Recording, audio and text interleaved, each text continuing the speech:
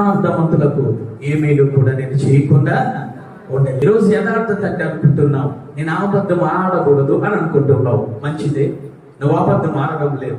ఎన్ని శ్రమలు వచ్చిన ఎన్ని కష్టం వచ్చిన నువ్వు అబద్ధాలు ఆడడం లేదు. మంచిదే, నీ యొక్క ప్రవర్తన బాగుందా, నీ యొక్క హృదయం బాగుందా, అననీయ సభ్యరా అన్నీ బాగానే ఉన్నాయి. కానీ దేవాది దేవుని సన్నిధిలోనికి వచ్చిన తర్వాత యథార్థమైన మాటలు లేవు. యథార్థమైన మాటలు లేని కారణముగా ఉన్న ఆశీర్వాదాన్ని కోల్పోవడం జరిగింది. చాలా మంది విధవరాల దగ్గర ఏమీ లేవు, కానీ యాజకుడితో యథార్థముగా మాట్లాడింది. కొంచెము పిండి కొంచెము నూనె, యథార్థమైన మాటలు మాట్లాడింది.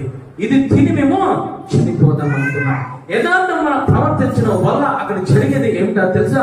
3.5 సంవత్సరంలో నా యేసయ్య వారిని బ్రతికించాడు. యథార్థతలో అంత గొప్ప శక్తి ఉంది, యథార్థతలో అంత బలం ఉంది.